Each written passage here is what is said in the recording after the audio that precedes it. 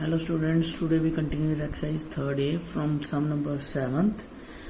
In sum number 7th, in a auditorium the number of rows is equal to the number of chairs in each row if the capacity of the auditorium is 2025. Find the number of chairs in each row.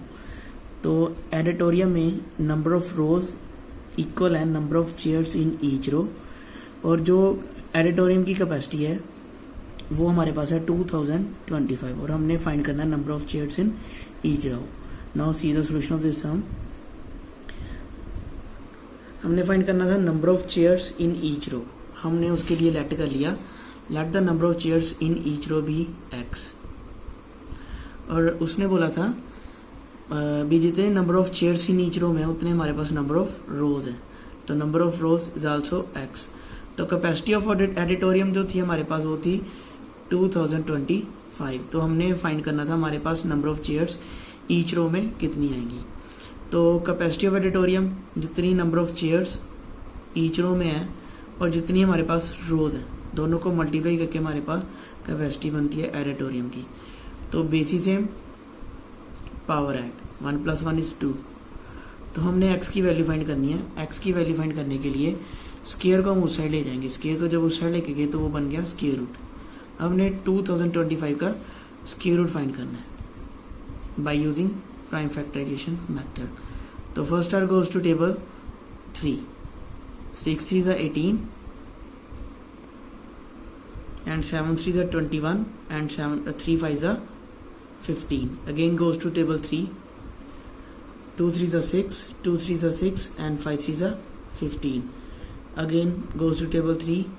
7 3s are 21, 7 5s are 15. Again goes to table 3. 25 3s are 75. Goes to table 5. 5 5s are 25 and 5 1s are 5. तो x is equal to 3 into 3 into 3 into 3 into 5 into 5. First 3 का pair, second again 3 and then 5. 3 3s are 9 and 9 5s are 45. तो हमारे पास number of chairs in each row में जो आई वो कितनी थी 45. Therefore number of chairs in each row is 45. Now question number 8. In question number 8, find the least square number which is exactly divisible by each of the number 8, 9, 10 and 15. इसमें उसने बोला है find the least square number जो किसके द्वारा exactly divisible हो रहा है 8, 9, 10 और 15. फर्स्ट ऑफ ऑल पे हमें इसका एलसीएम फाइंड करना पड़ेगा.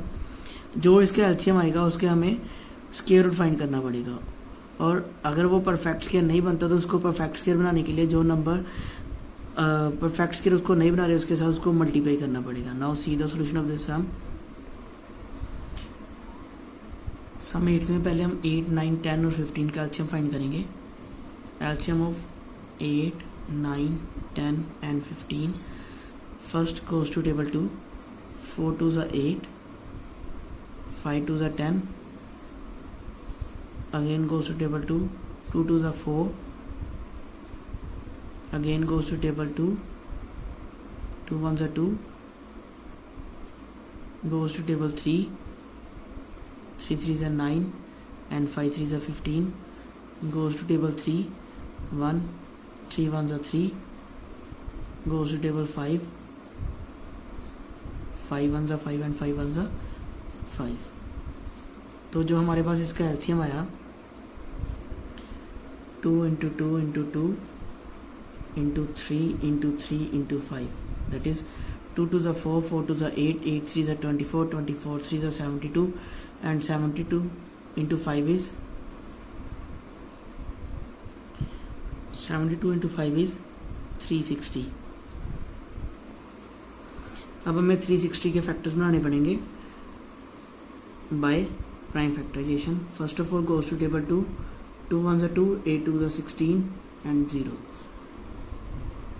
Goes to table 2. 9 2s are 18. Again goes to table 2. 45 2s are 90. Goes to table 3. 15 3s are 24. Goes to table 3. 5 3s are 15 and 5 1s are 5. तो जो 360 के हमारे पास प्राइम फैक्टर्स आए वो 2 into 2 into 2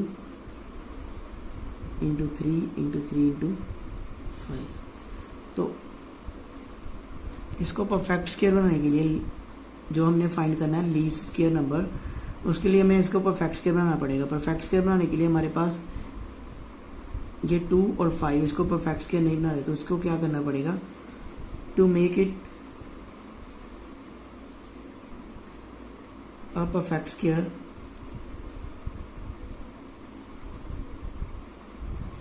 it must be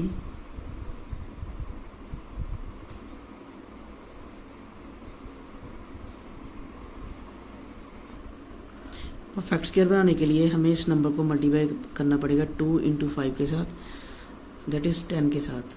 तो जो हमारे पास least square number आया वो 360 इंटू 10 कितना आ गया 3600। Thank you students.